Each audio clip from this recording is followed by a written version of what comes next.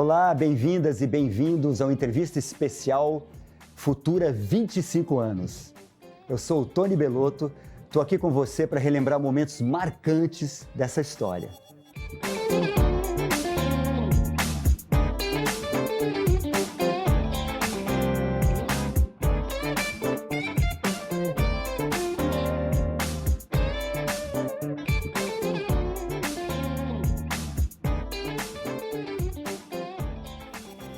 Marcelo, um prazer tê-lo aqui, uma honra.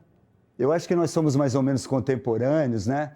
Quando eu, muito jovem, na minha adolescência ali, um programa que me fascinava muito era aquele programa do Carl Sagan, né? O Cosmos, que tinha esse objetivo de popularizar o estudo da ciência e mostrar para as pessoas comuns essas grandes maravilhas e desafios desses estudos. Eu acho que o teu trabalho tem um pouco a ver com isso, né? Você trabalha, vamos dizer, na alta ciência, lecionando e pesquisando, mas também você se dedica a passar para o brasileiro, para as pessoas comuns, a importância desse estudo, né? Como é que é isso? Fala um pouco disso para a gente.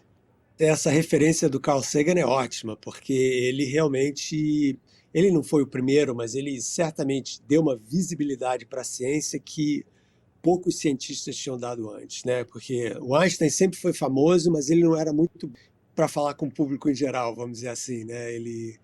E o Carl Sagan não, ele realmente conseguiu traduzir essa beleza, né, dessas descobertas científicas sobre o universo, no caso dele era mais sobre o universo, mas ele falava sobre a questão da vida, a vida na Terra, a vida em outros planetas também, de uma forma super acessível. E eu, como cientista, eu sempre senti que isso faz parte de ser cientista. Quer dizer, não adianta você ficar fechado aqui na Torre de Marfim, né, fazendo lá seus artigos super técnicos e bolsas de pesquisa e dando aulas e tal, sem dividir esse ensinamento todo, essas descobertas incríveis com as pessoas, porque, afinal de contas, ciência, ela de uma certa forma, ela cria uma visão de mundo, né? A gente depende direto de como a gente olha para as coisas. Hoje em dia, por exemplo, estou eu aqui falando do norte dos Estados Unidos contigo, no Brasil. Como que isso está acontecendo? Tem um monte de ciência aqui, né? O que tem de física, engenharia elétrica e química nessa história. Então, não dividir isso com as pessoas é meio que esconder delas, né, a razão de como elas vivem do jeito que elas vivem. Como você vê esse momento específico, onde eu vejo, principalmente aqui no Brasil, uma onda negacionista da ciência muito forte?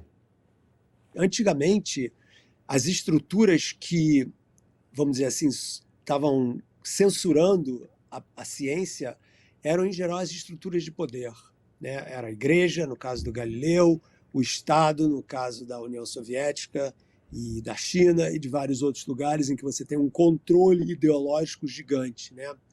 Mas o que está acontecendo agora é que essa censura ou esse sentimento anticientífico não está vindo da igreja, não está vindo do Estado, pelo menos da maioria dos estados, está vindo das pessoas.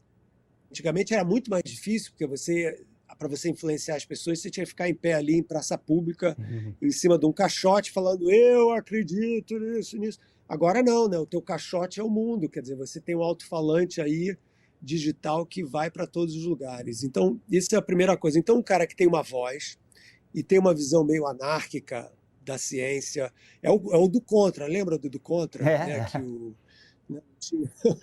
é um do contra direto, quer dizer, a Terra é obviamente redonda, aproximadamente esférica, não, é plana. Como você pode falar uma coisa dessas no século XX? É uma coisa totalmente, tão ridícula, né? Que ela é absurda. Então, é através do absurdo que você faz o seu nome, né? E isso é interessante porque é pelo seguinte, as pessoas se afeiçoam ao cara que está indo contra o poder. Agora a estrutura de poder não está vindo contra a ciência que é a estrutura de poder. Né? E esses caras são os anárquicos, estão indo contra a estrutura, porque a ciência diz tem que tomar vacina, a ciência diz não come ovo, toma café, não toma café, bebe vinho, não Uhum. bebe vinho, toma essa vacina, não toma aquela vacina, faz isso, não faz aquilo. Então você se sente meio assim, pô, esses caras estão controlando o Sim. que eu posso ou não posso fazer, né? Então vamos abalar essas estruturas do poder científico para poder, entre aspas, se sentir mais livres. É, E porque esse aqui é o grande engano, né? porque isso é um pouco querer ir contra com uma coisa que é fundamental e essencial na ciência, que é essa questão, a ciência não tem dogmas, né? Você tem evidências ou não. Então, quer dizer, um fato pode ser reavaliado e até mudado em função de novas descobertas e tal. E as pessoas funcionam muito em cima Exato. dos dogmas e das certezas, né? E realmente é muito preocupante. Mas é importante que pessoas como você continuem aí lutando. Como a gente está comemorando esses 25 anos, eu queria que você falasse um pouco como foi essa sua experiência no Globo Ciência. Você lembra de alguns momentos? O que te marcou positivamente dessa vivência? O que você pode dizer? Tinha muito vamos dizer assim, esse canal de seduzir as pessoas através de uma aproximação que era ao mesmo tempo afetuosa e acessível, né? Uma coisa assim bacana.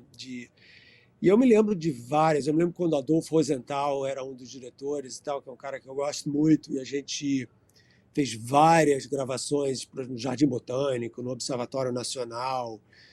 E para mim isso sempre foi muito bom, porque naquela época eu estava meio que começando a minha carreira de divulgador científico. Eu publiquei o meu primeiro livro em 97, o tal A Dança do Universo.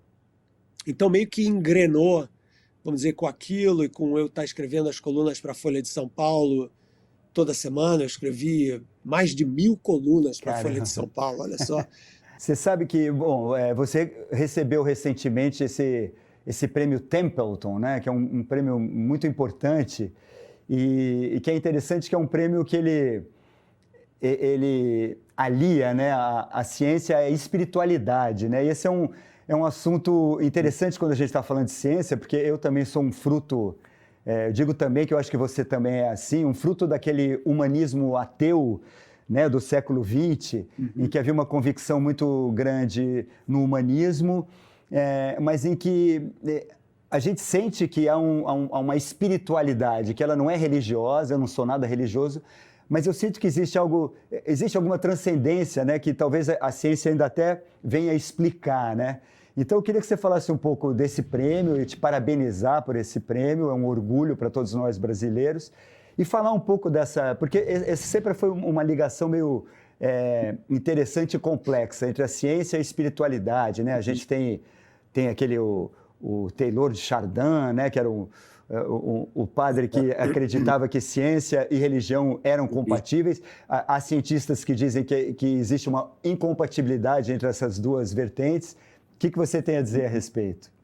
Então, isso daí, obviamente, é um dos meus temas favoritos, né? Então, eu prometo que eu não vou falar muito, eu vou só falar um pouquinho.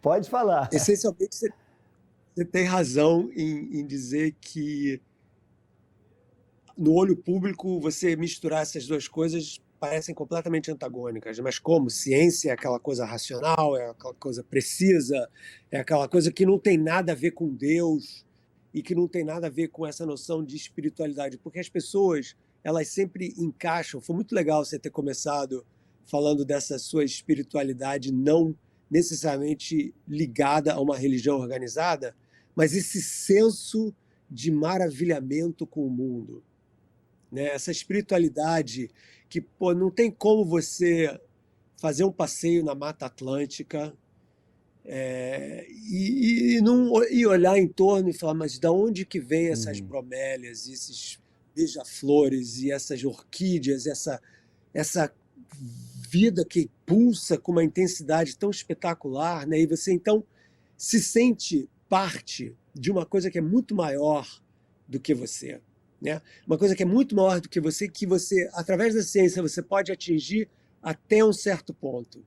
Mas a partir daquele ponto, o que resta é o mistério. Uhum. É aquela coisa que a gente não sabe o que é, né? E esse mistério não tem necessariamente uma ligação com uma coisa sobrenatural, Sim. mas é um mistério daquilo que a gente não entende, entendeu? Então essa aproximação da nossa existência com o mistério de existir um mundo, né? Da onde que o mundo existe? Como? Da onde que veio o mundo? Por que que nós somos os únicos animais que somos capazes de fazer esse tipo de pergunta? Né? O meu cachorro, ele é um gênio, mas ele não faz esse tipo de pergunta. Ele não escreve uma equação, um poema, né? Ele não toca numa banda de rock, etc. Então, a questão é da onde que vem isso, né? Essa perplexidade de ser humano, né?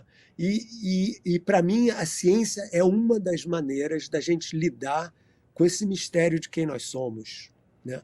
E esse mistério de quem nós somos é carregado, pelo menos na minha visão de mundo, dessa espiritualidade, no sentido de você fazer parte, né? A palavra espiritualidade é muito legal, ela não tem nada a ver com, etimologicamente, né? A origem da palavra não tem nada a ver com o espírito, a alma sobrenatural. A palavra expirar vem de aspirar, de inspirar, né? De você respirar o mundo. Tanto que nas tradições asiáticas, a respiração na meditação, na yoga, é fundamental. Por quê? Porque quando você respira, você traz o mundo para dentro de você. Pô, que E quando interessante. você traz o mundo para dentro de você, você percebe como você faz parte desse mundo. Você só existe porque esse mundo está dentro de você e você está no mundo. Então, o mundo está dentro de você e você está no mundo de uma forma que continua sendo um grande mistério para a gente. E isso é uma manifestação do que eu chamaria de um sagrado, mas um sagrado que não secular, entendeu? Que Uhum. não é um sagrado que é cristão, ou judeu, ou muçulmano, mas o sagrado. E o que é sagrado aqui é a nossa relação com a vida e com o planeta. Então, para mim, a espiritualidade é essa relação profunda, visceral, que a gente tem com a natureza, com o planeta. Mas você consegue fazer um exercício de previsão, imaginar o que será, talvez, do planeta e do conhecimento científico daqui a 25 anos? Não há a menor dúvida que essa dependência com as tecnologias digitais já está transformando a gente. Então, a gente já é ciborgue, Tony, você sabia? Isso daqui, esse negócio aqui, já é uma continuação sua, entendeu? Você não se sabe desse cara. Que loucura. Empresta para alguém o teu celular. Você não vai emprestar o teu celular para alguém porque é como se você estivesse dando o teu braço, a tua alma, um pedaço de você. É verdade. Ninguém divide o telefone. Você dá um pedaço de pizza, mas o celular tu não divide. Né? Então, tem uma coisa assim que essa máquina já, essa simbiose, né? Essa conexão com a máquina já está rolando. Né? E tem que ver até que ponto isso vai, até que ponto isso vai sacrificar, vamos dizer assim, o nosso humanismo, né? E tem um monte de outras aí, mas vamos ficar só nessas duas por enquanto. Pô, muito interessante. Marcelo, com essas questões intrigantes aí, com essas interrogações, eu termino aqui a nossa conversa te agradecendo muito por essa luz aqui Prazer. que você bota aqui nas trevas e dizer que precisa ter um fôlego de ultramaratonista mesmo para nos ajudar a enfrentar toda essa negação científica. Muito obrigado, Marcelo. E daqui a 25 anos espero poder trocar ideias com você para a gente ver onde você acertou aí nas suas previsões. Pô, vai ser ótimo. Vamos continuar correndo para poder estar aqui daqui a 25 anos bem. Obrigado. Valeu. Então é isso. Foi um prazer falar com vocês. O programa fica disponível no Globoplay. Valeu.